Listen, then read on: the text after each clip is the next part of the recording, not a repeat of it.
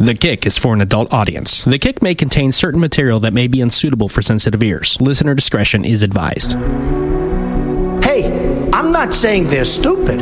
I like China. Well, $15 an hour, first of all, as we said, it's not enough of a wage. That is why we have to also talk about taxing the super wealthy and big corporations. Our president doesn't have a clue. He's a bad negotiator. Institutions across America over history feels offended. We should acknowledge that politically incorrect and being racist. They literally just fired a white guy for being a white guy. This is a blame the victim situation. We should be ridding the world of bigotry. We should be talking about that rather than blaming it on the victim who feels hurt. You tell me, Namiki, whether we are training these kids to be little cupcakes who never have to encounter anything offensive, or whether it's better to educate them that there are offensive things in life, and you have to deal with that in life. News, politics, and discussion. This is The Kick. What you say, what you say, what you say, what? We'll come like a boy. All right, welcome back to The Kick here, finally on Longbox.FM, brought to you by Riley's Brewing. Calm down there, Mom. Woo-hoo! Thank you, Riley. Hey, you got it. Sorry, but I don't drink beer, but we got some beer. I hear it's good. We've got they got the For the Hard Way pack in the kitchen there. The ginger, the hard root beer, the orange, and the vanilla soda. I think you would actually like those. Is it root beer, or is it if root it has beer. hops in it? I probably won't like it. Cuddy is the same way. Cuddy from Wednesday night. Also, I guess the fiance, and she likes them. She'll take the whole 12 pack down. Might be a thing I'll have to try out there then. It'll be at the wedding. So anyways, yeah, we're firing off The Kick tonight. Multiple streams. We got the new server. I've called her Betty. She's cost my son his entire chance for a college education, but it is running currently multiple streams. We got 4 streams. I mean, if you're on Facebook, you'll see me somewhere on there. And of course, if that's not enough, you can also hear me on the Fox in the mornings, Monday through Friday, the Bob and Tom Show, and weekends, Saturday and Sunday with New Rock. And you can always see these shows on CMAC. So I'm looking for more, KC24, if they want to do an hour long with me every week. I need more. Just more. I'm a power-hungry guy. Tonight's show, first one back in a couple weeks. We're having problems, but Betty's ready to go. Let us know if you're having any issues, by the way. You can hit us up. My mom and I are both watching the feeds. Vanna is at home tonight, but she will be watching the Twitters. That's Longbox.FM, at Longbox.FM. And, of course, easiest one for me to watch here is the YouTube. So if you're on the YouTube, get on that chat room there and hit us up with our questions, which you'll want to tonight. Tonight's show, we've got coming in here at some point here soon, Henry Perea, who is running for mayor. He's actually going to be coming in a little earlier than expected. And we'll get a chance to quiz him, get to know him a little bit better. That's how we do on the show, but then ask him some of the serious questions, which we need your help for. So hit us up with any of those questions. You can also call in. 492-0450 is the number. You can hit us up, ask your questions to myself, my mom, who's sitting in tonight with us, or Mr. Perea when he gets here. Now, the other thing that my mom has going on, we're going to get to this in a second, she has dedicated the last 6 days of her life researching all the propositions, all 17 of them. Was that enjoyable time? No. Pissed off time. Are you saying those aren't easy reads? No. Well, we've got them broken down. You've been posting them on your Facebook, and we're going to get them all on our Longbox.FM website. Everything that you wrote, and I heard a squeak. I think Mr. Perea is coming in. So we'll be... never mind. Gabi is here. We're going to be talking about each of these propositions as best we can, as stripped down as possible with the most factual information, not the legalese that they're written to, the yes actually means no type of crap. So... yeah. We'll be getting to all that, but before we go any further, there is something that I realized this last week. As the election, since we were last on, Donald Trump has apparently groped half of America, and I think you said something, Mom. You made a post, and you've now seen a president's erection. Yes, I've seen a president's erection. I've seen a president candidate talking about assaulting women. I've seen a potential first lady naked, and it all just makes me want to throw up. You had a busy week. Who would ever have thought? America. Ugh. Well, everybody, the love for Trump is dying down or getting louder depending on which side you're on. And I realized I put this blame for this whole election on the social justice warrior. The reason that I believe we're here is a buildup of two forces. There's that Democratic side has been pushing social justice, defining groups, doing the thing, making everybody a special butterfly needs their own space so they can help support them. And the Saul Alinsky game plan. Mm-hmm. That has been going on where everybody's so sick and tired of PC. Everybody says they're tired of politicians. They want someone who's not a politician. They want someone who will speak their mind, who will say anything they want. And that ugliness, one force gets an opposite force head-to-head. That is Donald Trump. So you SJWs out there, thank you for this. This is your election. You created this one. And I'm kind of getting reserved to the fact that I think Hillary is going to take it. I think she'll probably win, yeah.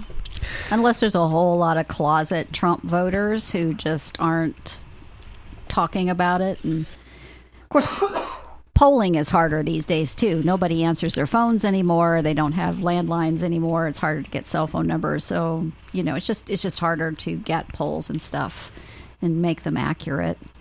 But, yeah, I think Hillary will probably end up taking it. Well, so much as useless as this election feels, I feel defeated completely. Yeah, I'm going to lose. Everyone loses on this one. Some people are going to think they won. Give Some them Hillary 8. supporters are going to think they won. Trump wins. They're going to think they won. But I'm going to lose. No matter what happens, I lose. So, well, we're gonna Wednesday night. Dirty Daddy Podcast is going to be simulcasting the debate, and we're gonna Mystery Science 3000 it because it's become such a joke. Fun. Yeah, at this point, I want to see it. Let's just go all in on it. So Wednesday will be a fun time. Sushi from Kunisama, and of course a lot of Riley's beer. I think we'll have to do a drinking game, which means by 15 minutes into the show, we'll all be hammered. Which so will make it better. Idiocracy begins here on Wednesday. Yes, okay. Good pull on all that right. reference. All right. My mom. Whew. This is the woman who wouldn't let me watch The Simpsons when I was young because it was too vulgar. Mm-hmm. And that little boy was very disrespectful of his parents, and I didn't want you to pick that up. So. And now we have Trump.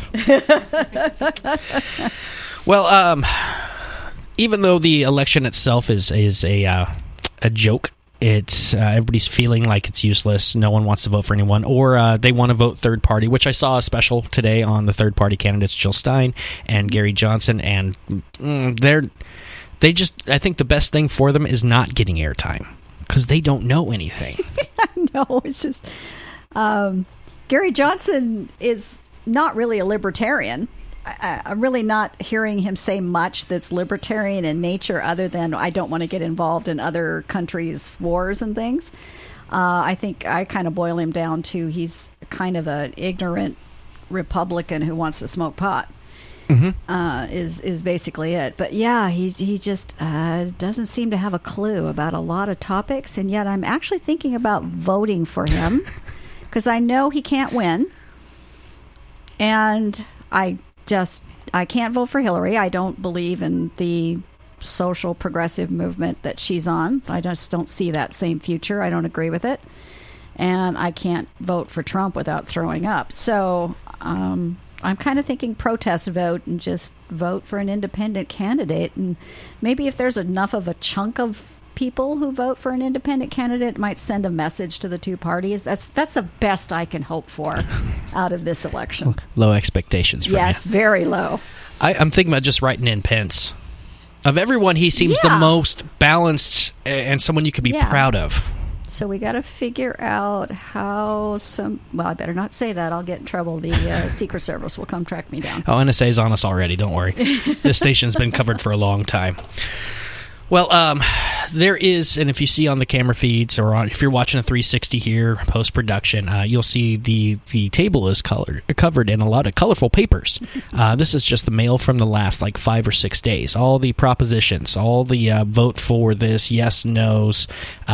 There's a lot out there, and the propositions, I think, are the most important thing. This is the reason to actually vote. There's more than one. It's like going to an MMA match because you want to see the headliner, but there's like 19 bouts in front of it. See the whole thing. We'll vote for the whole thing here.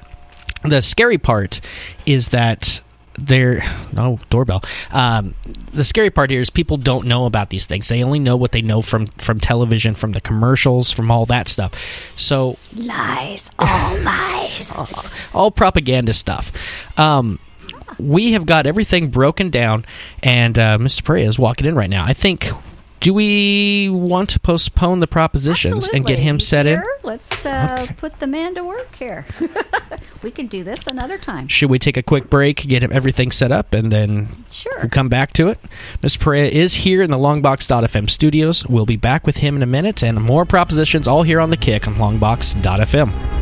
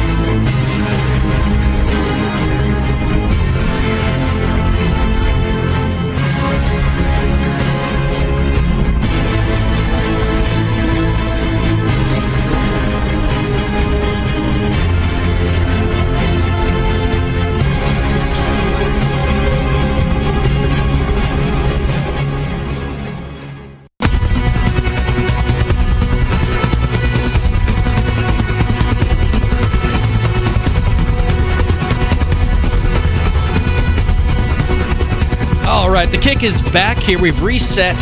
It's brought to you by Riley's Brewing. And the man, I think, was going to need a few cases of that Riley's Brewing here within a couple weeks. Mr. Henry R. Perea is in studio. How are you doing tonight? Doing great. Glad to be here. I'm glad you could make it. You were just giving us just a little bit. Dinner is coming sometime next Wednesday? Oh, maybe. Yeah, at some point. Right. How are your feet doing from the walks? Not too bad. I've lost a little bit of weight, gone through a couple pairs of shoes, but everything's going well. Well, let's start this off now. Part of the program here that we have, we have a for the most part, a younger audience, and these are the audience members who really love to talk about Gary Johnson as their hopeful candidate. They don't know anything about propositions. We try to inform as much as we can, and in the smartest, break it down way, make it easy for you. First thing that we ask any candidate who comes in, you're running for mayor. What is your version of that job description?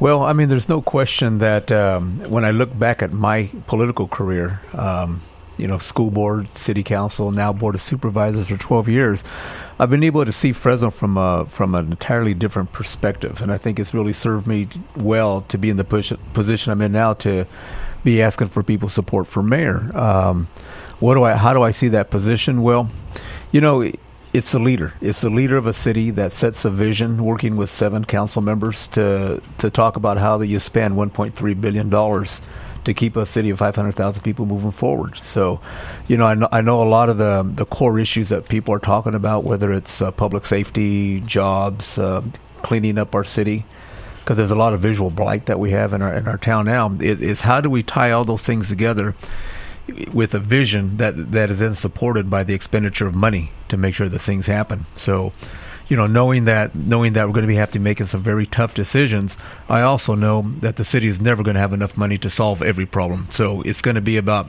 how we reach out into the community, work with people, so that we have a partnership between the city, its residents, and getting things done.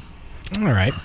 Now on this campaign, you've had a very polite back and forth with Mr. Lee Brand. Yeah. I've heard a few debates.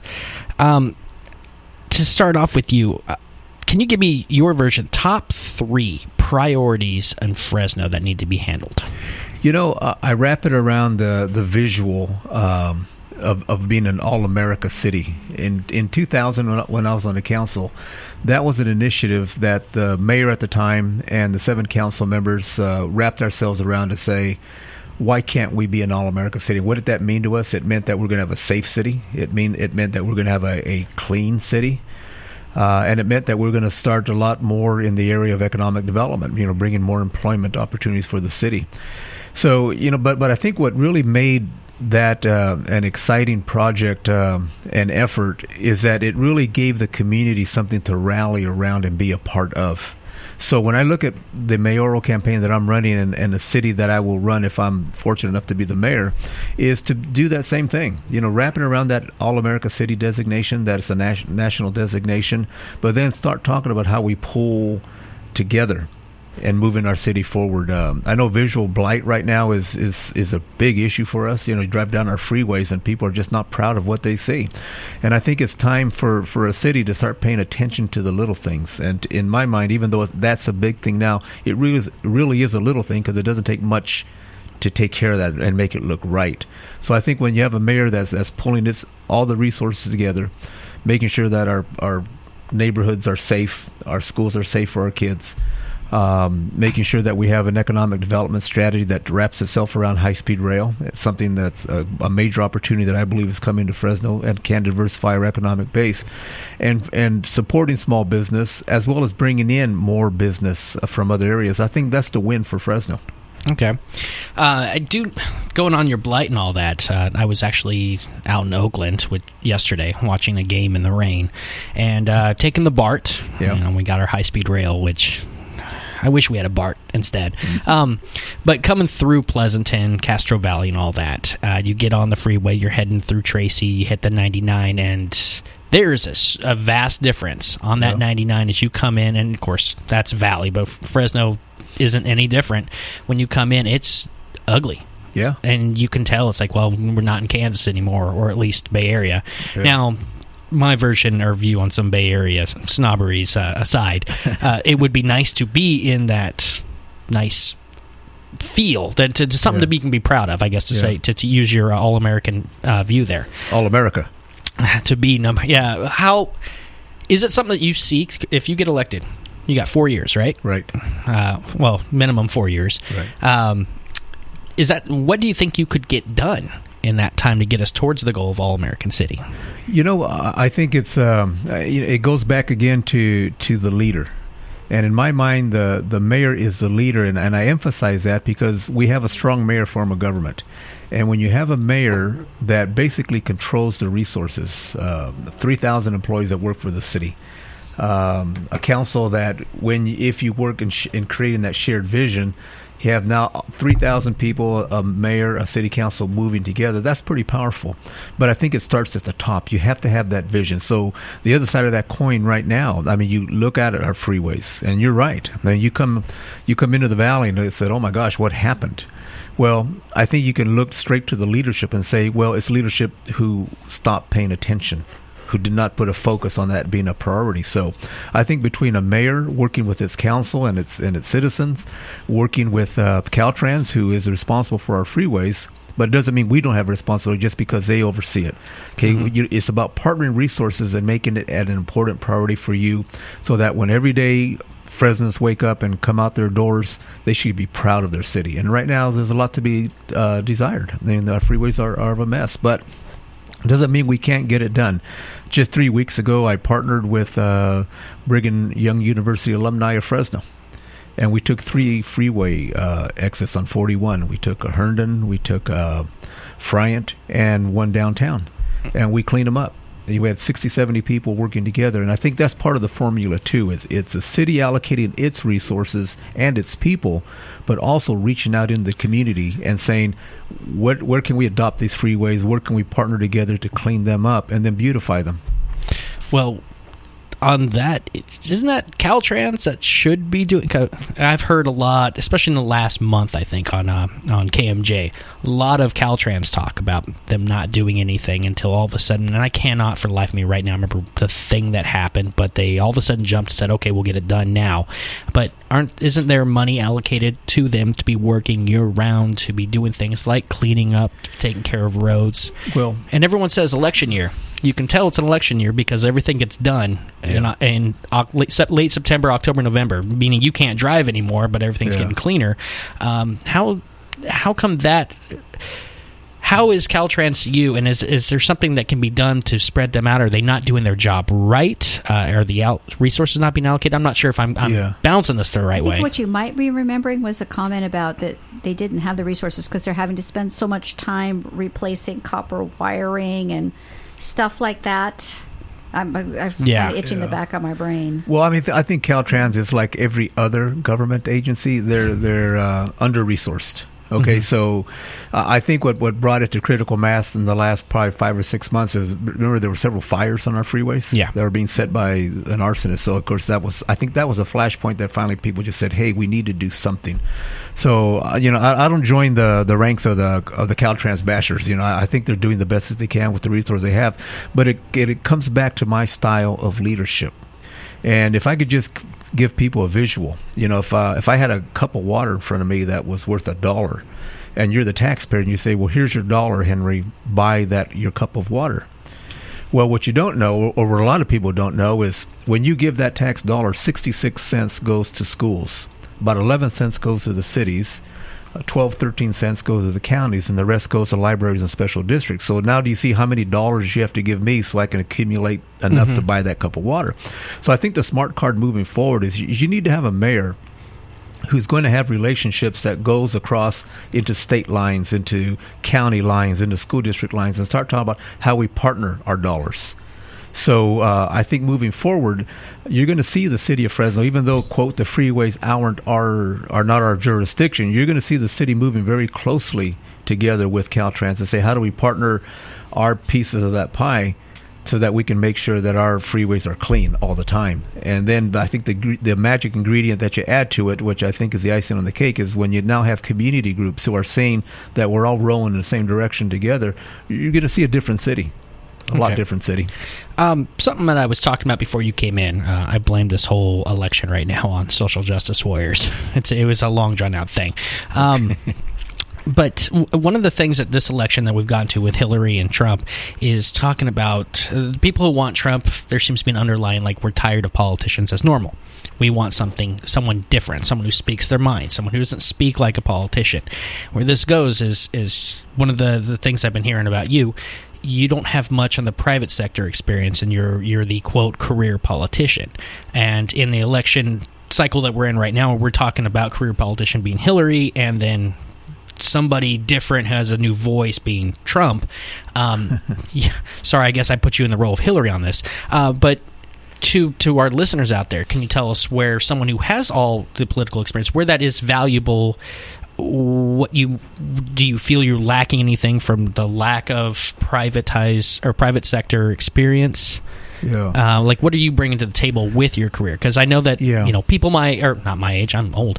Young people are wary. 36. Oh, you're a kid, man. We both feel really old right now.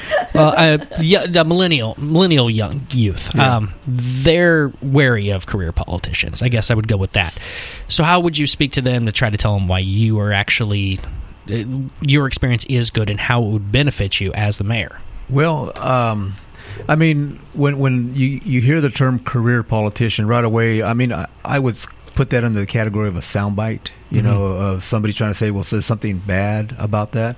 But I guess I would ask someone if they had a serious medical condition, would you want to go to a doctor that had a pretty long career in being a doctor in the specialty that you're needing help in? So I think it's a matter of perspective. And of course, it means a matter of time. I mean, I've been in politics 23 years. My professional career is human resources, so I've done that for 37 years. So I have had a full-time job for the past 37 years and done politics in between all that. And I know my opponent Lee; he's been in politics 8 years. So I don't know what defines a career politician. 8 years, 20 years, and if you want, well, whatever. But I guess the point is this. I think the fact that I bring experience and relationships to the table, I think that's where it has served me, I think, well in the debates to show that even though Lee and I may be talking about the same things, hey, we need a safer city, we need a cleaner city, we need more jobs, I can back it up with actual things that I have actually done to prove that I can get the job done. For example, today I was at Fresno State with Dr. Castro and his Dean of Social Sciences. We brought back the School of Planning, and this is something that the San Joaquin Valley has not had at Fresno State for at least the last 10 years. And when you think about the San Joaquin Valley being the last major growth area in this state and not having its own school of planners, how could that be? So 2 years ago, I picked up the phone, I called Dr. Castro, said, Dr. Castro, will you bring back the School of Planning? He said, Henry, you raise $500,000 of scholarships and I'll bring back the school.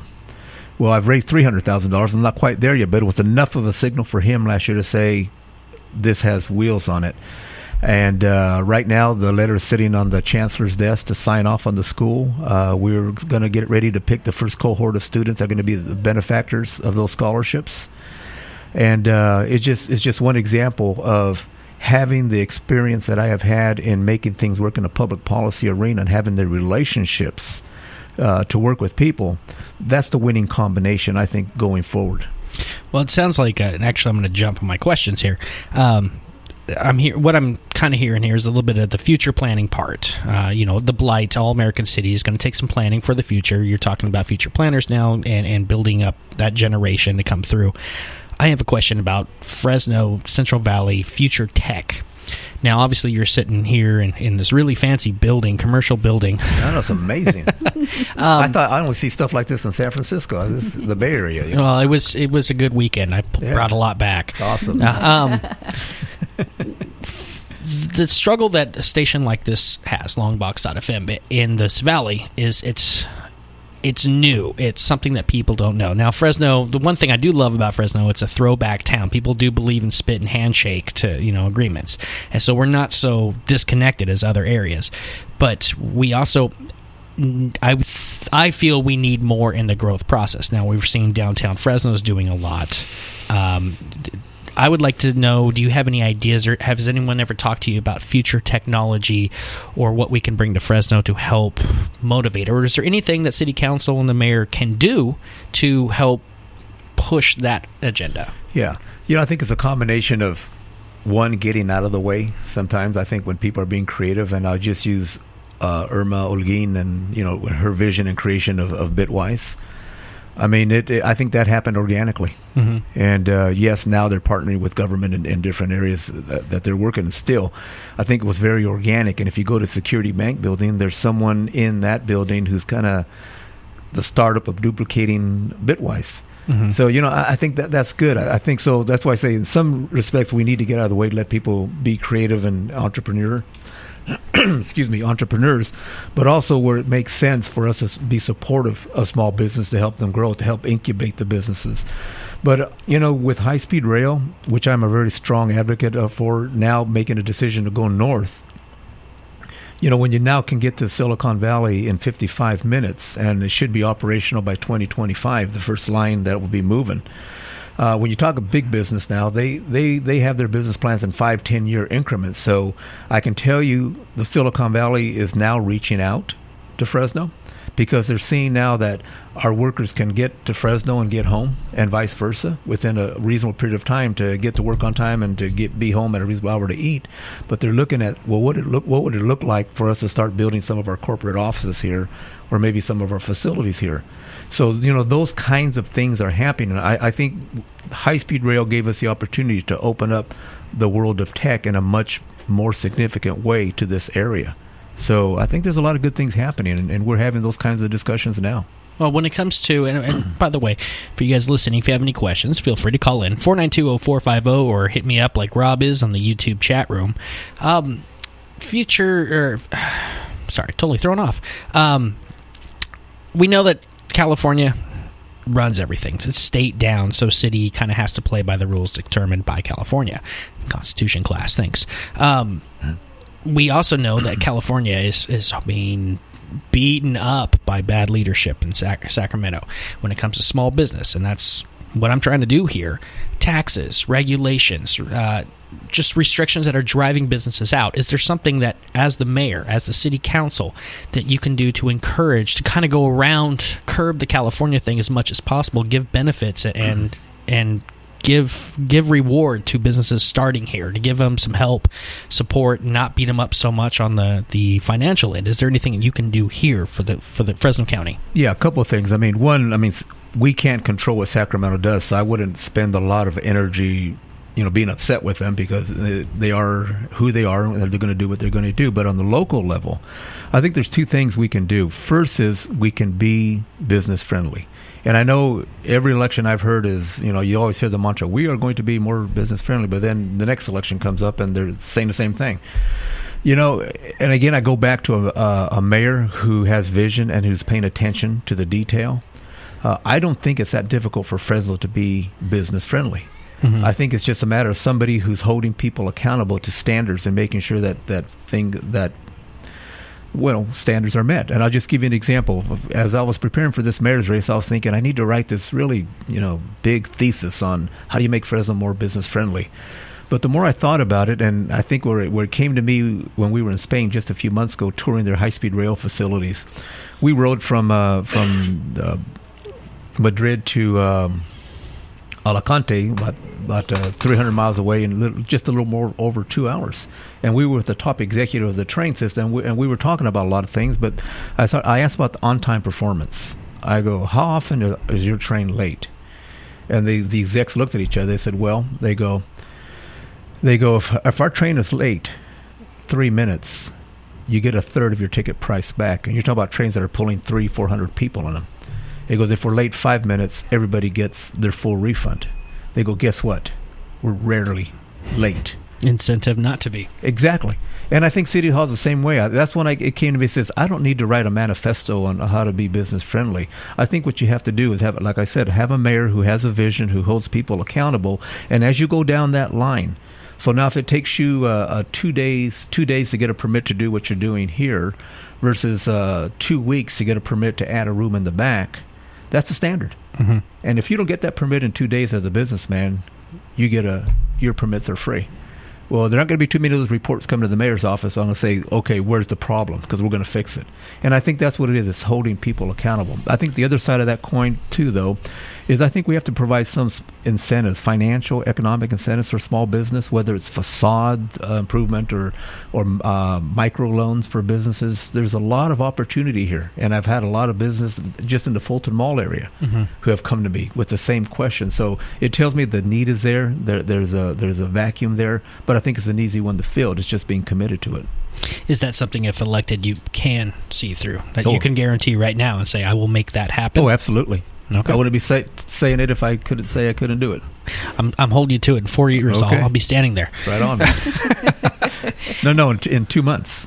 2 months. Okay, yeah, 2 months. Yeah. I'll be at your party going. Okay, right just on. look me in the eyes. This is happening. Right here.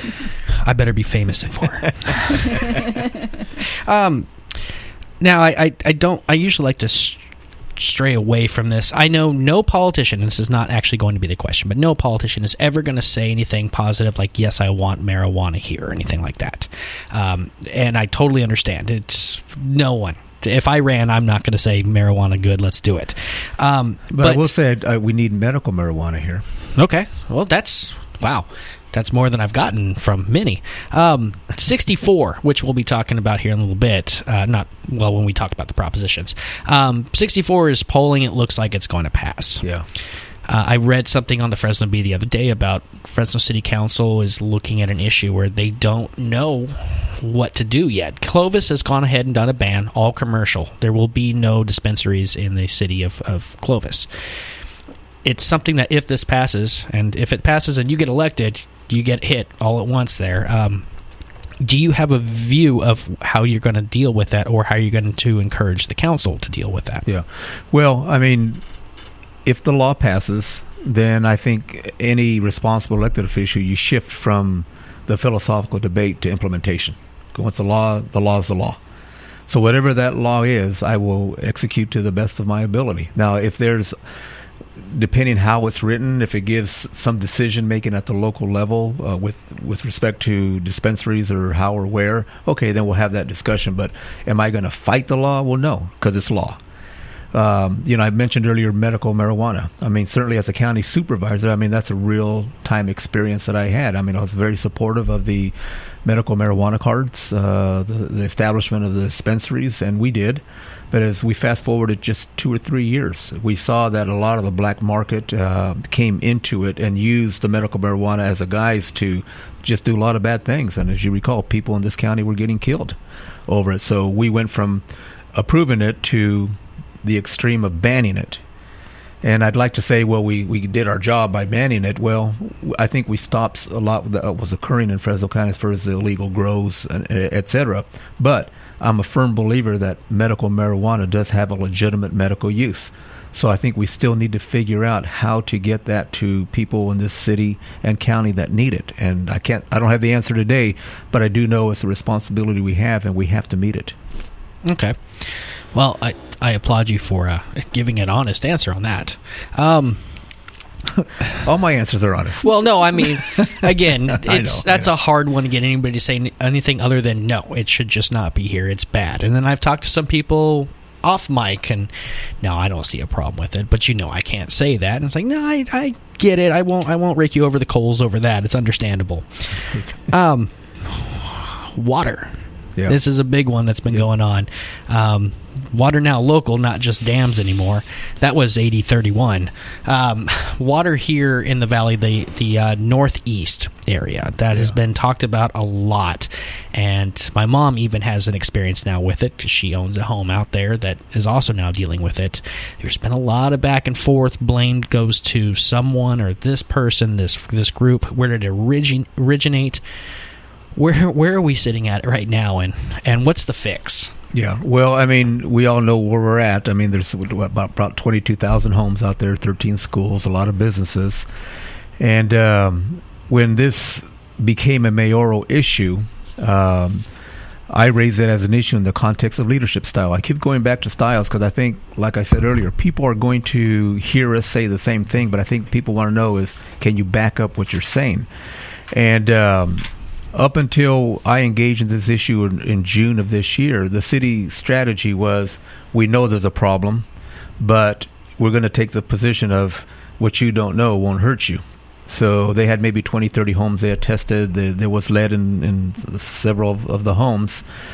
So, but I started hearing from people in that area saying, hey, we have a problem bigger than what's being, it appears to be right now. So I did my homework. I met with city staff, got the information, saw what the issue was. Then I messaged in a press conference, if you recall, and what I said is, look, there's a problem, but I think the responsible thing to do is let people know there's a problem, notify all 22,000 homes, notify all the schools because kids are drinking that water, and notify the businesses.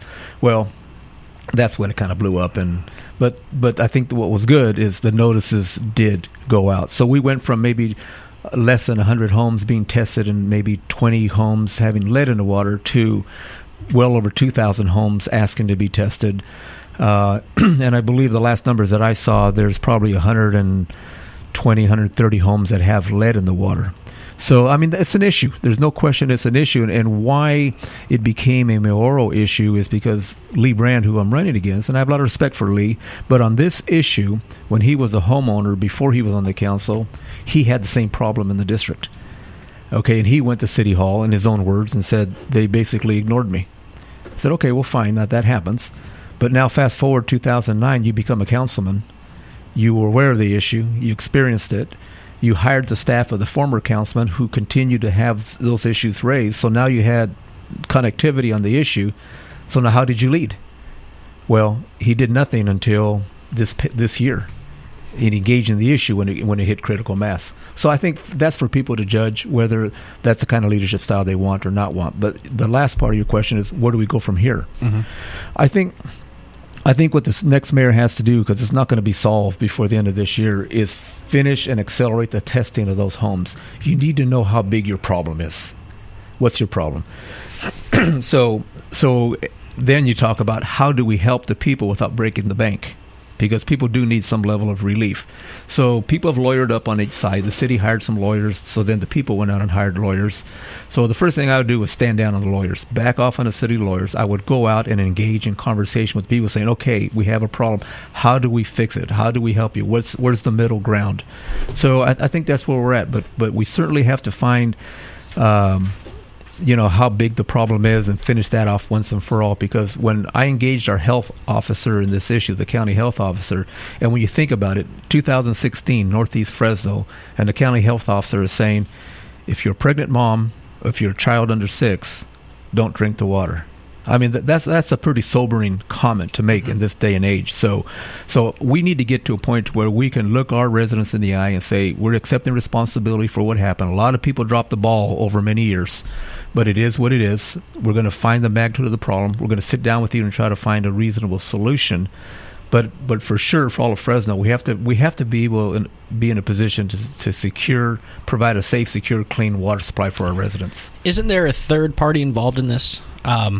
From just listening to radio, there's the water plant. I keep hearing about a water plant that there was a treatment issue or something. This is part of the problem. Yeah. But then the pipes, the galvanized pipes connecting the street to the house. And once you leave the street, once you connect to the house, it's the homeowner's issue.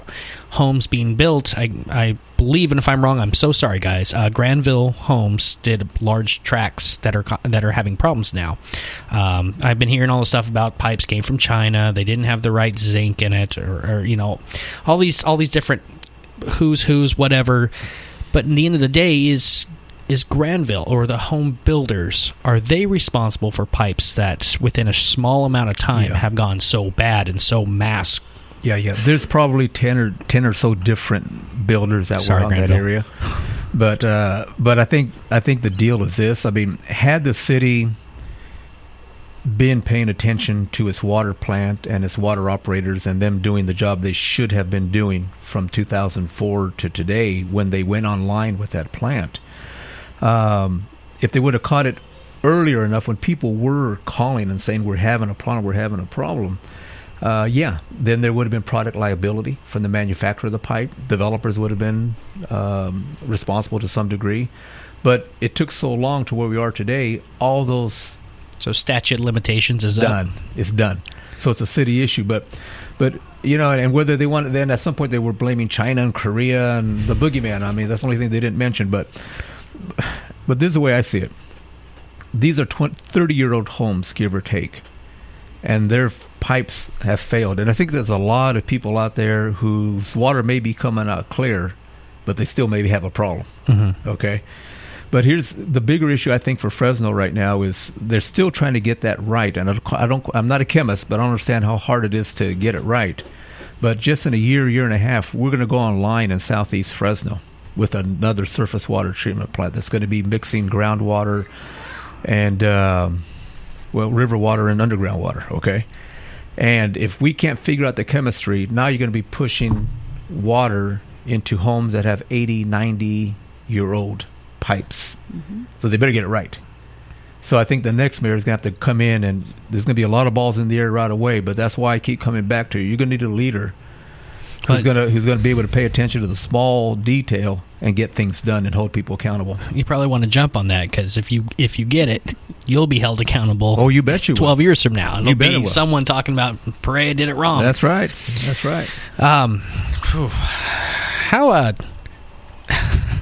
How just a break from the issues. Why do you want to be mayor? I mean, just this process. Now, I went through this with Clint Olivier. Yeah. I gave myself a headache here. I this whole thing, the kick, my whole interest in politics started last March because of something involving Clint Olivier and walking a rambula. Here in this station, there was some sound bites that went out and just shook my whole life up as I became a center point for something there. But getting to know Clint... You want to share? Oh, that was the no rights to water, clean air. Oh, yeah. That was your show? Okay. Yeah, that was a... moment for me. Yeah. I mean, I guess that was my version of viral. So I remember that Sunday, I just couldn't put the phone down. People were blowing me up. So, but seeing him go through that process for 80-31, I was there at his party when he conceded, and just seeing his mind and body, and like I had talked to him about, I'm kind of curious about maybe running at some point down the road, and he was just like, if you like your family, don't. It sucks. It's hard. Every politician I talk to make those same kind of loose jokes, that it's just rough. And why now? You said 23 years you've been an elected official. Why do you do it? Yeah. Well, I mean, if you asked me 24 years ago that I'd be sitting here today running for mayor, I'd say no. Because, politics was never on my radar screen. I've been grown and raised in Fresno, I'm very involved, always in my community. But at some point I learned that if you really want to have a broader impact in a community, you have to be the person pushing the button every Tuesday, like for my supervisors, or Thursdays for city council. And when you think about it, the city council every Thursday, there's 7 people who are pushing the button on $1.3 billion that affects the lives of 500,000 people. At the Board of Supervisors, every Tuesday, the 5 of us push the button on $2.7 billion that affects a little under 1 million people in Fresno County. So public policy is where the action is, at least in my book.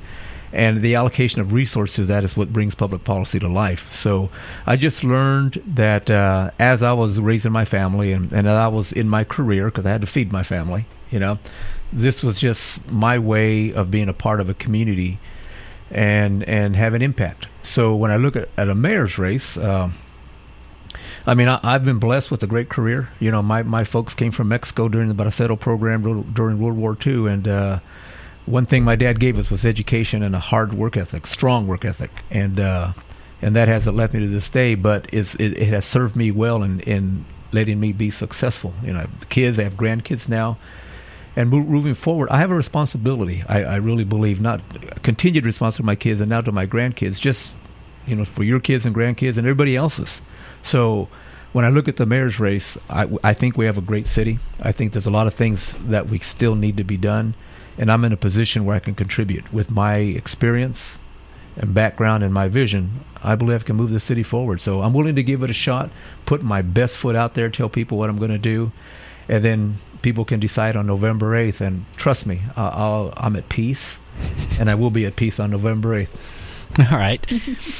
Of our last few mayors, is there anyone that you look up to as someone that you would hope that you would be remembered for as well, or you thought maybe they weren't remembered well, but you thought that they did the best job as mayor? And I mean, for my age, I remember Patterson, Autry, and obviously Swearingen, and I'm sure there was a couple more behind them. Yeah. Is there anyone that you look up to and hope that you can be on their level, or you thought they did the most? Well, I served with Patterson and Autry, and watch Mayor Swearingen from the county supervisor vantage point. And I think they all had, like everybody else, everybody has their strengths and their weaknesses, their successes and their failures. But if I had to look at one, I'd say Autry. Because I know a lot of people are critical of him right now and saying, well, the city is where it was the past 8 years because of what, some of the decisions he made. I don't buy into that because, as an elected official, when you go in, you accept all the good and all the bad from the previous administration because it comes out. Right? Yeah, you get the baggage. You get the baggage. You get to cut the ribbon. You get the baggage too. But I think anybody who kind of dwells on that is, to me, is not well. They shouldn't. But what I like about Autry was that I liked his charisma. I liked the fact that the way he connected to people, and he did get some good things done. I mean, we built the baseball stadium. We pushed it hard from '97 on, and then when he came on, he actually built it. So, no, I give him hats off, I think, to Autry. I think he did some great things in the city. I think he was a good leader, and I just liked his style. He did one thing that I took advantage of, is that he had one day a week in the afternoon or something that citizens could book 15 minutes of his time. Yeah. And when I went in with a proposal for something, and some people I think probably went in and said, my tree needs to be trimmed, or my potholes on my street, or that kind of thing. But I went in with a proposal for him, And he had a couple staffers with him, and the chief of police happened to be there that particular day, and so on. And I got my 15 minutes and did my presentation and so on. And I thought that was a nice touch. He didn't go on with it forever, but I think it was a way, maybe as a person starting up, to connect with the citizens. Yeah. No, and I think my career will show that I've always been very accessible to people, and I'm excited about just the opportunity of the next mayor is going to be selected the next police chief in this city. Chief Dyer, who I worked with, was a reserve police officer for 15 years. So he and I go back in the days when we were both patrolmen and patrol cars patrolling this city, and so I know him very well and respect him. But he's retiring. He'll be leaving in the next year or two. So I think the next mayor, I know, is going to be picking the next police chief. And I'm going to be using the same vetting process that people have used to put us candidates through for this mayor's race. I think that's the best way to get to know who your candidates are and how they think. So whether it's the Sikh community, the Muslim community, the African-American, Latino, you name it, I'm going to vet the final police chief candidates before the community so that they can buy into who we're going to have as a chief and then bring back community-based policing in this community. That's going to get harder and harder. We had Margaret Mims on here a few weeks back, and we talked about that one. We talked about 57 and 63. We talked about the life of a police officer and how there's so much. I asked about, is there a war on police officers now, and the distrust, the social media going out. All cops are bad, apparently. If you ever get on Facebook for like 2 minutes, you'll see at least 8 of those. And Dyer has definitely come under fire forever here. Sure. So how involved with the community are you going to make with your pick? Are they going to be able to see a lineup of potentials and get background and get public opinion? Yeah, just like I said a second ago. The vetting. Yeah, the vetting. I mean, when we went before the Faith and Community is just one example. That's when the idea came to me. We were at a church in southeast Fresno, and there must have been 300 people in the room, and they were just firing questions away. And we were like, oh, my gosh, here we go, But then as we stood there, and they were talking about police relations and trust and all those things, that was my answer. Basically what I said, it just came to me that point. I go, it's fair for you to vet us, because if I'm going to be your mayor the next 4 years, you want to know what you're buying. I go, for the same token, if you're talking about if there is an issue of trust with your current law enforcement, then what better way for me to break down and create trust by vetting my final police chief candidates before every community group that I possibly can. And I, like I said, I'll be sitting in the back room of every one of those forums, and I'm going to be watching how the interaction occurs. And I think there's no better way to pick someone than to see how they interact with the people they're going to be representing. So, well, a question from Rob on our YouTube here. And by the way, if you have questions, 492-0450. He wants to know, how do you stand on mandatory police cams, body cams, for the police, and something about, or will you do something to hire more officers? Okay, I do support body cameras. I think they're from two perspectives. I think it protects the officer and it protects the citizen. I mean, I have no problem with body cameras. I'm sorry, the other part of the question? Are you going to be doing something to hire more officers? You have a plan? Well, each officer is about $100,000 when you look at salary and benefits. You want to add patrol car on top of that, then you're adding an additional cost. So I don't see where there's going to be a lot more hiring. There will be more, but I think the smart card moving forward is, how do you use the resources that you have now more efficiently? And to Chief Dyer's credit, early on in the campaign, I was messaging, on day one, I am going to put 50 more police officers in patrol cars in neighborhoods without it costing the taxpayer a dime. So how are you going to do that? I said, I'm going to take a look at the officers that I have right now that are out of uniform, performing other functions, which I'm sure are valuable. But if my priority is to put more police in patrol cars into neighborhoods, I'm going to have to reallocate resources first. And somewhere in between the third or fourth debate, I got a call from Chief Dyer. He goes, "What are you doing?" He goes, "Are you being critical of me?" I go, "No, not at all. I'm just trying to tell you, as a mayor, you have to make tough choices, and the first thing you have to do is take a look at the resources you have and say, are we using them to the best that we can based on our priorities?" And to his credit, just about a month ago, he has most of those 50 officers in patrol cars. So that's how you lead. That's how a leader leads. Now, that alone is not going to solve the police problem that we have here in terms of needing more patrol officers. The other meeting I had was with Sheriff Mims. Okay, the Fresno Police Department has 800 officers that are funded. She has about 400 deputy sheriffs. If you look at metropolitan Fresno, there's a lot of county islands. Mayfair, Calwa, Sunnyside, Fig Garden. Scattershot. They're scattered, yeah. Yeah, so the conversation her and I have had is not consolidation, because when you talk consolidation, everything falls apart. Nobody wants to give up their turf. But the discussion we have had is, how do I take my 800 officers, how do we take your 400 deputy sheriffs, and how do we rethink the way we police and keep our neighborhoods safe within the metropolitan Fresno area? So she's on board 100% to have that discussion. And I think moving forward, as I've been mentioned earlier as part of one of my themes, the successful elected officials, I think, moving forward are those who can partner their resources with the resources of other government agencies. So I see that as a vast improvement before, and it's not a knock on Lee. I know Lee in his campaign, he's messaging, I'm going to add 200 more police officers. That's $20 million. And I can tell you, the city is not going to have $20 million January 1st.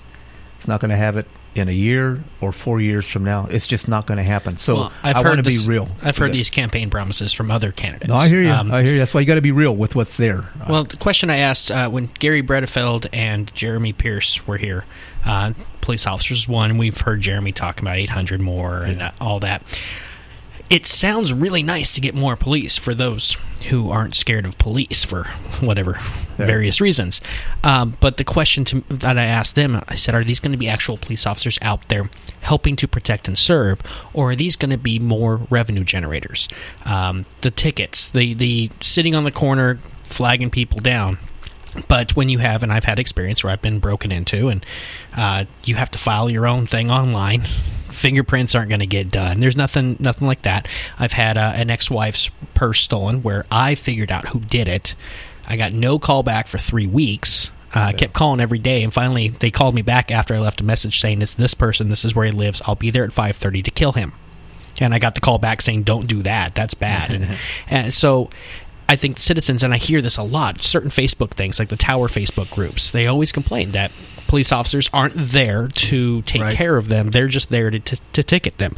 The response time is bad. And then I've been hearing lately, response time seems to be getting better, at least in the Tower area.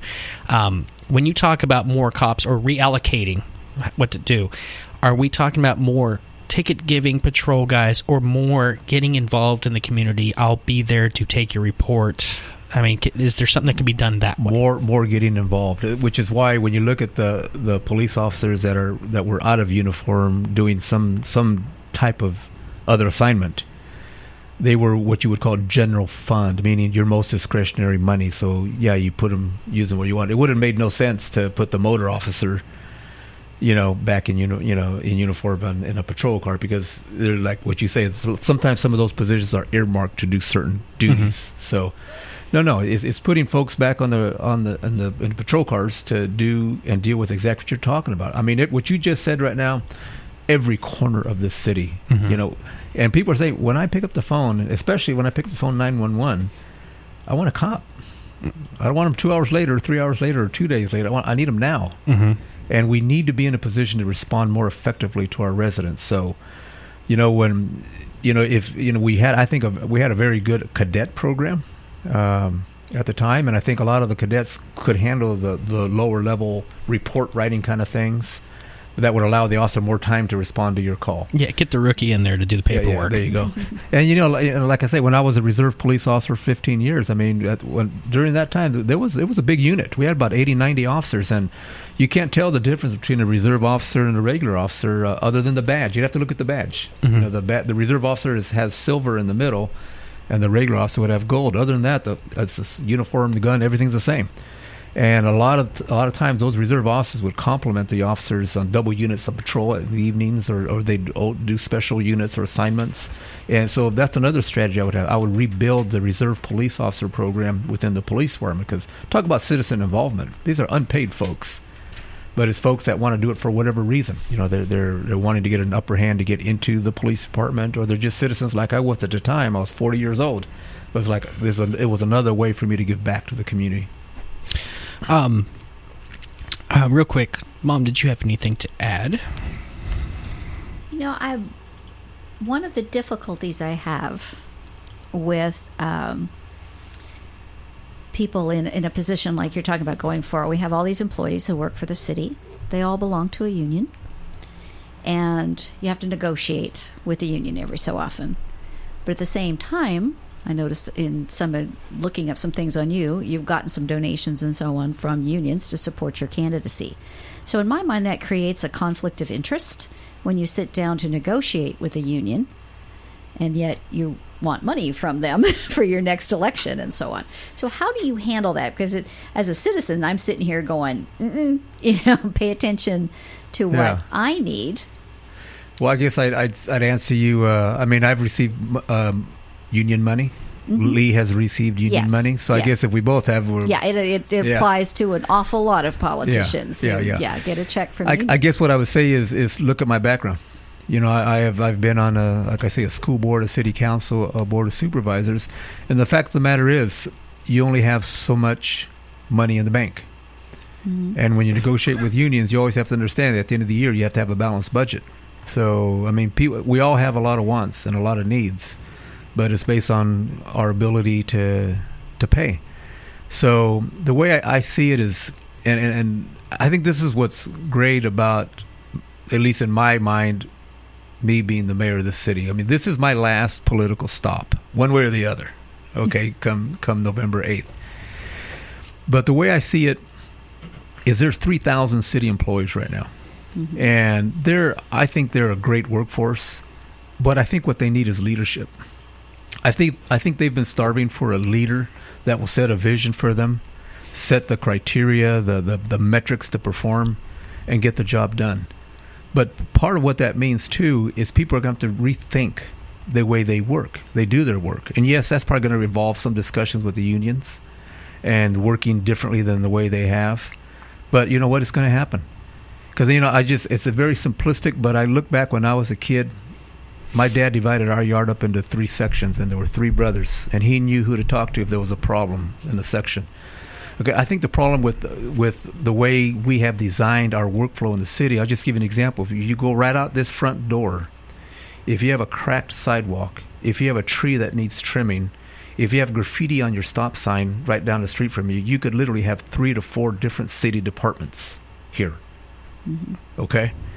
I think what we need to start is redesigning the workforce so that if it's you and I are on the crew that covers this neighborhood, we take care of the tree, we take care of the graffiti. Maybe we can't handle the sidewalk because you need a crew there, but you can't make it perfect. But I think if you start making city workers responsible for areas, so that then you know who to go to if there's a problem, I think it changes the dynamic of how people work. So it's going to require a lot of discussions with the union. But I can tell you, when I was an HR director at Valley Medical Center way back in the day, when it was still before it went to community, mm-hmm. I was the HR director there, and there were 16 unions there, or rather 16 associations represented by about nine unions. Even the doctors were unionized, mm-hmm. and I got the job done.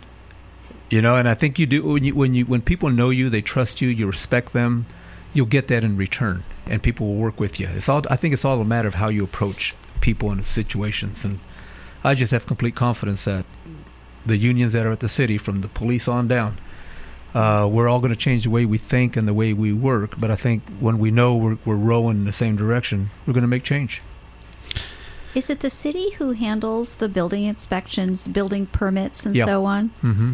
That's an area that needs some improvement. Huge. When you're working with building inspectors and one comes out and says you got to do this and this and this, and you do it, and then a second one comes and they say, oh, that looks good, but you did that one wrong. Well, I did it the way the first guy said. Well, that's not right. You got to do this. And by the way, you got to do these other 3 things too. Yeah, well, it comes back to that business friendly. There needs to be that consistency. Yeah. There's a conversation going on about inspecting all rental properties in Fresno. Where is your stand on that?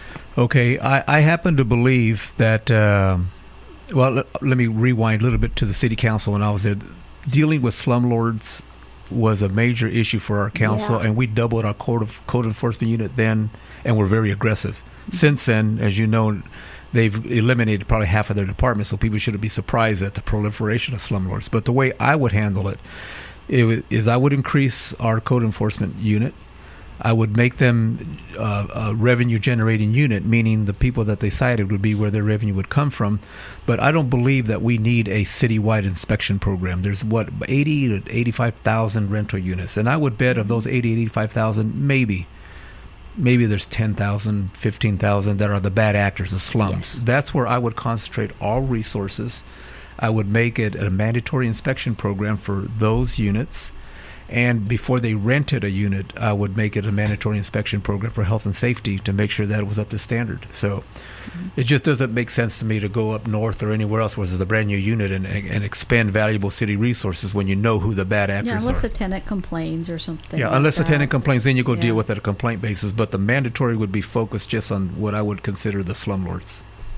So does that mean there's a list predetermined? We know these guys are bad? Yes. And is that just a living, breathing document in a sense that it'll be added to and you can get yourself off? Kind of probation, if you will. Yeah, I mean, the visual I've been creating in the campaign is the dirty dozen. And I know there's more, but we know that the top 12 bad actors. And I think once you go after, I would go after number one first. You might scare the other 11. Exactly.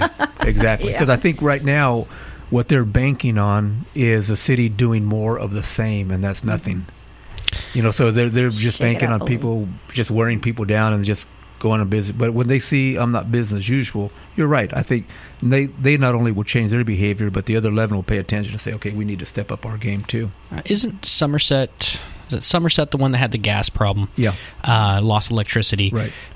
The owners of that, aren't they facing something like $420,000 in fines, and they're suing the city against those fines? Yeah, I think it's $230,000 or so. But yeah, they're make it my number. Yeah, I like your number. Need the money. Yeah. They're appealing right now, which is fine. They can appeal, but I think they're a test case because I think the slumlords are watching that one. Okay, he came in and he spent $1 million to upgrade his apartments, and that's fine. But now they're watching the fines, and I think if the city blinks and pulls back on those fines, I think that's a huge mistake. You have to hold people accountable. And what if they don't pay the fines? What if they just throw their hands up and say, we're done with the property? What's the follow-up on that? Because that's one of the hardest things, I think, for any private person is you can sue someone, but that doesn't guarantee you get it back. Well, I mean, if they're going to walk away from their property, then somebody else is going to buy it. I mean, it's a business. But the next person to buy it's going to, have a lot of work to do. Yeah. Where does the fines go? Where do the fines go? Well, I think the fines, part of them goes into the payment for the code enforcement team that we're going to have. I think it's going to be, it'll probably stay mostly internal within the department to fund the employees that are there. Because I would not I would not want it to be a general fund department that would then take money from police or fire or other departments. I'd make them self-sustaining. See, I think this is different than the seatbelt ticket complaint that everybody has, or the small business. I don't want the city taking money from me, penalizing me for every little thing, but going against someone who's bad. And I think we've had enough of it because these are properties that are going down. They're ruining good properties next door. Right. They're causing a lot of the blight that you're talking about. Circle all the way back to the All-American City. It'd be great if we had someone who stood up and said, "Okay, first thing I'm going to do is I'm done with this. Let's take out the bad ones right now. Let's penalize them. They pay or they get out." I would love to see that kind of stance. Oh yeah, absolutely. Because I mean, and right now you just made a good point. A lot of people think slumlord. You're thinking of these big housing complexes, apartment complexes, but you come into these more established neighborhoods. All you need is one rental that doesn't pay attention. And then at some point, the residents in the neighborhood, they get frustrated and they go, well, nobody's doing anything about this. It's affecting my quality of life. And what do? You sell and you move. Mm-hmm. And what's that slumlord do? Then they buy that house too. Mm-hmm. So no, you're right. I mean, the city has to go into these neighborhoods, even on those individual houses that are run by slumlords. And whether that's a slumlord corporation or just somebody who has a rental house is not taking care of it. Have to hold them accountable because you have a responsibility, in my mind, to the person renting the home. They're entitled to a quality of life when they're in that house, but you're also responsible for the neighborhood. That neighborhood has to be on the radar screen too, and say we have a responsibility to make sure that you want to have a rental here, you play with this neighborhood and maintain the standards of that neighborhood. All right. Now, I don't want to keep you too long. I know you got to eat dinner at some point. At some point, yeah. I have two more for you, unless someone from the internet pops up. We had the Poverello House on.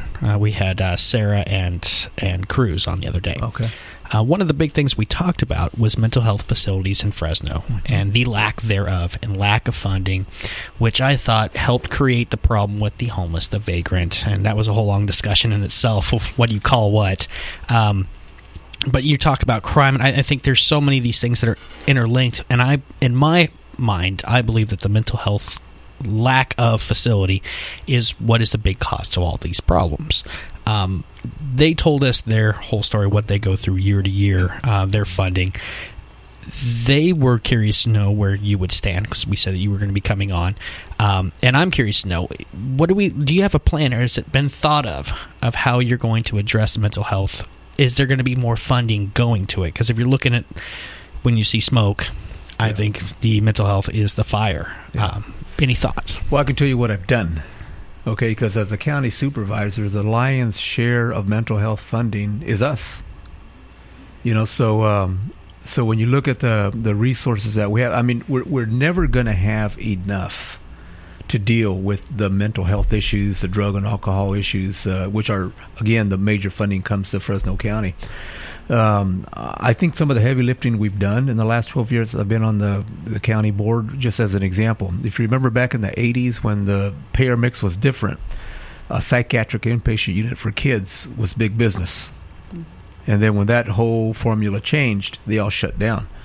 Well, it's been over 20 years that Fresno County had a psych inpatient unit for kids. So every day when kids were in the worst crisis they could possibly be in, we've been shipping kids out to the Bay Area, to Los Angeles, to the coast, to Bakersfield, because that's where the facilities are.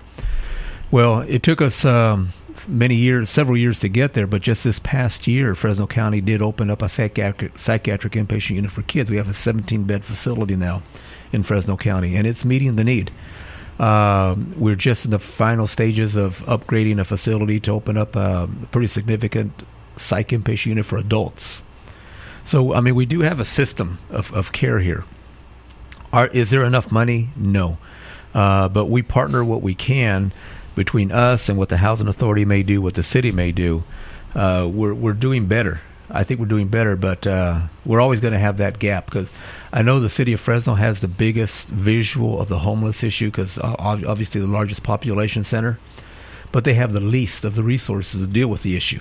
If you really peeled back everything that the city's done or been doing on this whole issue of homeless and mental health, you'll see the county of Fresno is the lion's share of money behind it, the Housing Authority, and then, of course, what the POV is doing with the rescue mission. Those are some of the smaller players, but there just isn't enough money to get to that issue. But so what as a mayor, what would I do more of? It would be more of partnering with the county, staying in that partnership, because without the county, without the Housing Authority, without the POV and the rescue mission, the city would be sunk on that whole issue of trying to deal with the homeless issue and the mental health, drug and alcohol issues that are tied to a lot of the folks that are out in the streets right now.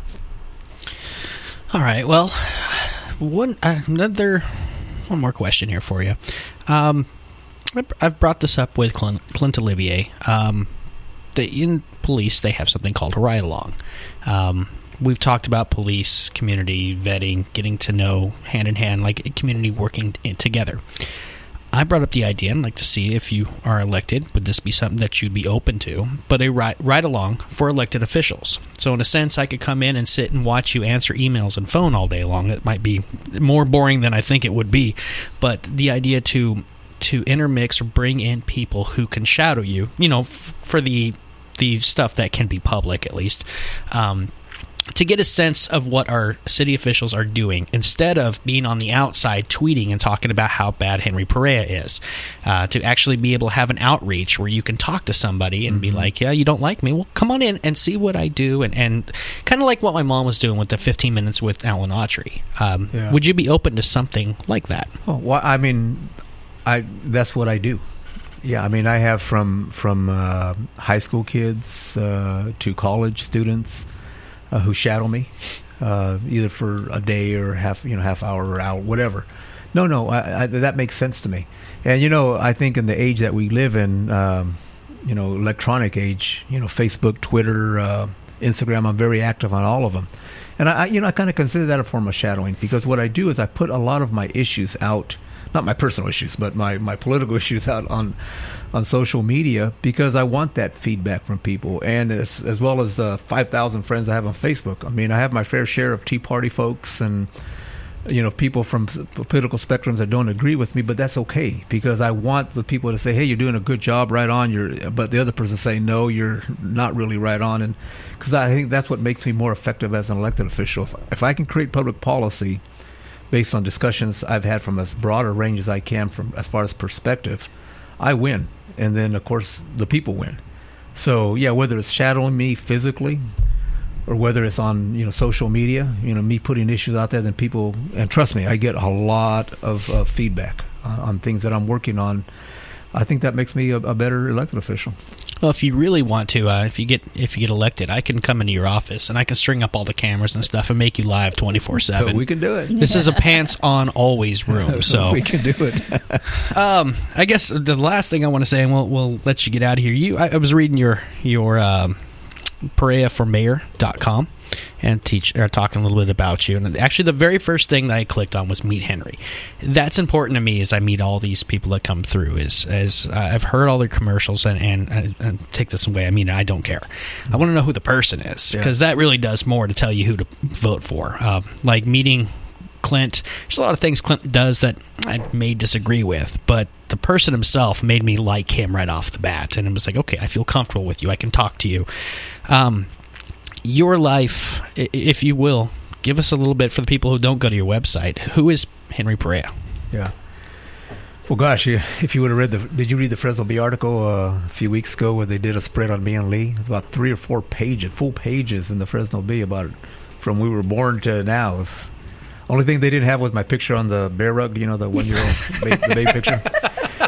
But you don't want to recreate that. Yeah, now, you don't want to see it. Yeah. No, but that's a great question. I mean, born and raised in Fresno, 5 brothers, sisters. As I mentioned earlier, my dad was in the Bracero program in the 1940s when the American soldiers were fighting in Europe and in Asia. He was picking the crops on a train. So, I mean, he didn't come with a lot of education. Met my mom here in the valley. She was from Jalisco, Mexico. But the one thing they both agreed on was they were going to raise 5 kids that were going to be educated and were going to work hard. And that's what they put into us. And we did. And they put us in Catholic schools. And when we were old enough to get a work permit, when kids were coming back to school talking about, writing the papers, what I did for the summertime, and they went to Disneyland and all that, we were picking peaches and plums and working at the chicken farms, but that's okay. I mean, they gave us a strong work ethic, and we paid for our education, so we knew the value of money and education and responsibility. So,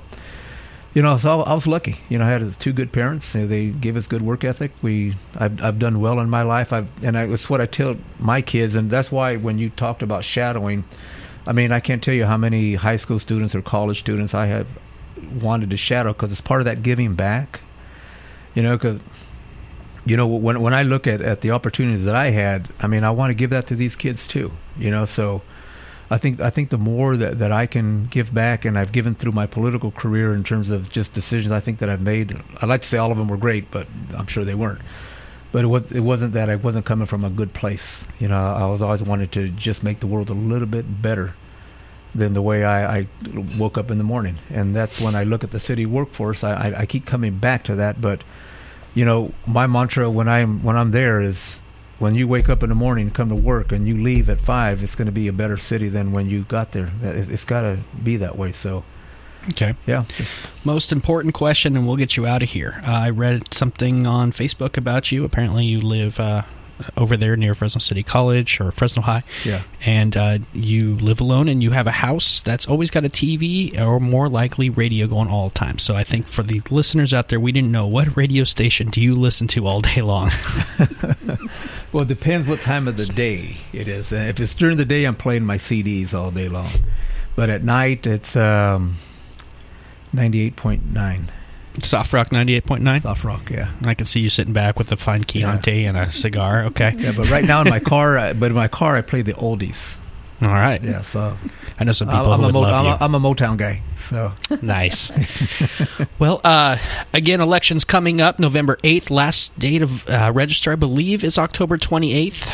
I believe, yeah. And it is not an election of just Bill and Hillary, Billary or Trump. It's. But what did Trump say? Don't forget to vote for me on November 28th. Yeah. Yeah. Well, no, it's November 8th, everybody. November 8th. Trump. As I said, social justice warriors, thank you for this. Make sure to get out there to vote. You can listen to tonight's show, do your research, figure out the best person to vote for, propositions, all that. Your vote does matter. No matter how much my old co-host Kevin says it doesn't, when it comes to local stuff, it actually does. We've used prime examples in the past. Kingsburg with the coin flip, things like that. Oh, that's right. Your vote matters. I remembered some things when I was young. Yeah. Get out there, do it. Go to Perea for Mayor. That's PEREA for the number 4 mayor.com. Read up on him. Go to his Facebook. He's got 5,000 friends, but he may bump you or bump someone for you. We'll see. And good luck on the election. And I hope I can see you back in here again. We can talk more. Count on it, yeah. All right. Well, for now, we're going to take a quick break. We're going to get some pictures taken here, and then Mom and Daddy and I will discuss what we do next. This is The Kick here on Longbox.FM.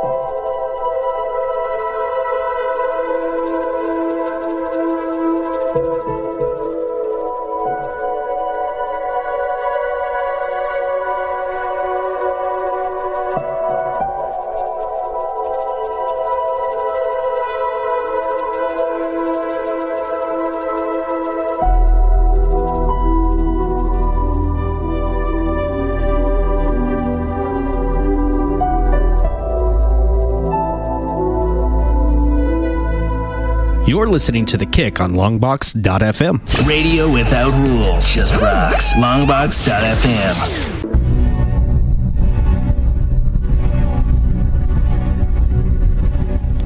All right, we're back here on The Kick, Longbox.FM, brought to you, of course, by Riley's Brewing. How are you enjoying that, Riley's Mom? You didn't give me one to drink. You said you had good stuff I'd like. Well, we had something you didn't give me one. Unique tonight. I'm drinking my tea. I would like to see Mom and Daddy drinking. We had an interesting... We had a candidate that actually talked about pot without just a straight no, and we sent him home with a 6-pack of Riley's. He keeps saying, well, I should have had one. Kind of like a regular guy. Huh? Yeah. And humanizing, again. And we need more of that, and that's what we hope to do here. Now, our plan tonight was we were going to talk about all the propositions. I don't think we have another 4 hours to pull this off. Probably not. So we are going to reschedule that part of our show. We got longer than I was expecting for Mr. Perea. So yeah, that's nice. What we are going to do is she has in front of her, I printed up all of her Facebook posts. There's 12 pages on the propositions, and it's written in her words discussing each proposition, actual true fact from what she's looked up, layman's terms on stuff, the pros and the cons, and then her own vote if she says yes or no. I'm going to translate all that to Longbox.FM. There'll be many posts on there so you can read her version of it so that she doesn't have to get blown up by 5,000 Facebook requests. Yeah, my phone going ding, ding, ding, ding, ding. Yeah, I had to adjust my phone at one point. It got too much. But we'll get that all up on there. And I think what we're going to do is do another night outside of normal Monday nights and come in and talk about everything.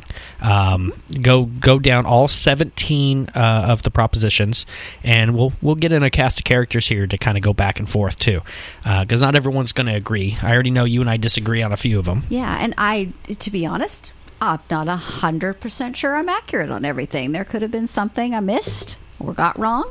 Yeah, at least two. So yeah, because I'm not a pro on this. So well, you were saying on the break you wanted to talk about putting it together.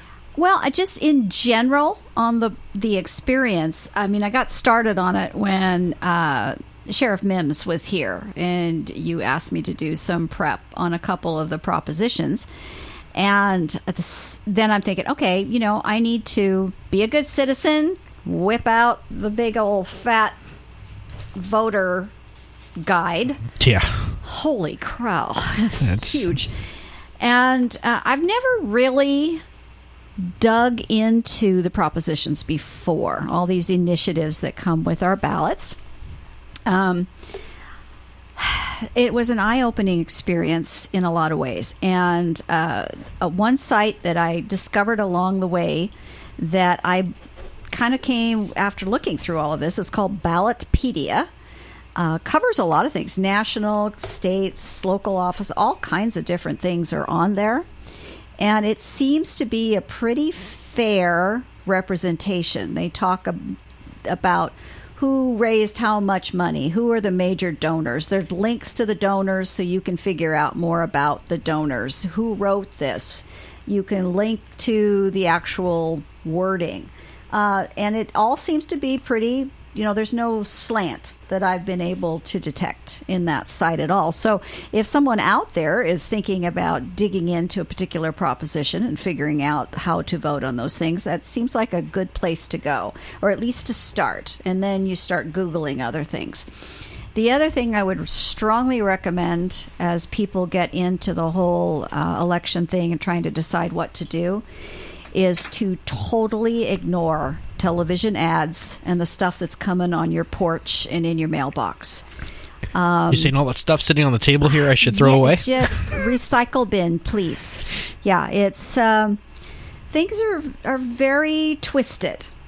And even the in the voter guide, they have a couple pages of pros and cons with what they call rebuttal arguments at the bottom, but the rebuttal arguments just seem to be restating what, you know, you said the first time kind of deal. Because I would read something about they want to kill all the bunnies in the state, you know, and then at the bottom I'm saying, okay, I want to see where they argue that no, we really don't want to kill all the bunnies. But no, they wouldn't even mention the bunnies. You know, it's there's no real back and forth on that at all, and there tends to be a lot of inflammatory language in the voter guide. I mean, literally all in caps. We need to do this because this little girl died, you know, and very, very emotional language and screaming back and forth, and things are twisted. You know, we all have to pay for this, but only 10% of the population benefits. Well, the thing was designed to raise money for the 10%, so duh. There's a lot of that. So be careful. Go beyond your voter guide as you're thinking about what to do, and do some digging on your own. But it's a frustrating experience. I kept pounding my desk going, why am I being asked to make these decisions? This is a job for the legislature, or this should not be on the ballot at all. Mm-hmm. Yeah, really frustrating. Looking forward to hearing you explain your view on Prop 60 when we do this again. So, yeah. If you don't know what that one is, look it up. It should be fun when we talk about it. Yeah. Well, I guess that's it for tonight. Thank you, Mom, for coming in. Anything you want to say before we go? No, I think we're good. All Thank you, Riley's. Look at that. You're becoming a pro here. And Kuni-sama, right? Yeah, Kuni-sama. And we'll be eating some Kuni-sama Wednesday night. And I think I may try to see if we get an earlier start, because we're going to Mystery Science Theater, the debates. Have some fun with that, because this whole thing's a circus anyways. Let's just go crazy. And the DDP Live is a good place to do it. Absolutely. I'll hit you guys up on Facebook and all that as far as when we're going to do the proposition show. Sorry we didn't get it all in tonight. There's just too much to do, and you know, I'm gonna let the potential mayor-to-be talk as long as he wants. So next week we've got Clovis Unified School District School Board. We for sure have a few, but we have some that are running, and some of the incumbents all coming in to talk about all 1 through 7 of the board seats. We're going to have a full house of people wanting to run a school board, as well as Fresno Unified School Board member. not sure which seat. Brooke Ashton. You can hear him on Power Talk every so often. He'll be in here as well. We'll be talking about Measure X. If you don't know any of what I'm talking about, that would probably be why you should listen to the show. And it should be interesting, and it will probably be a little heated. We'll try to keep it under control, or just tell me on YouTube. Let it go. Then we will just have a whole cluster. But that's it. That's it for now. I'd like to say I hope... thanks for listening, and I hope we woke you up a little tonight.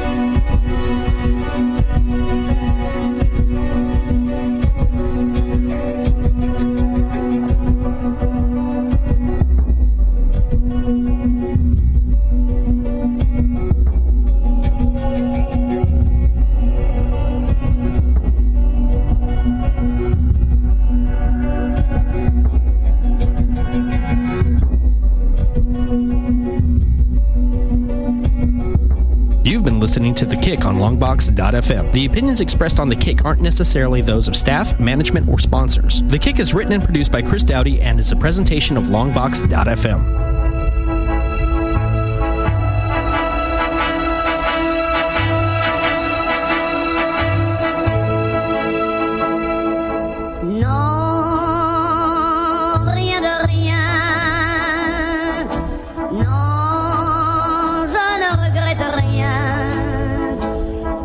Le bien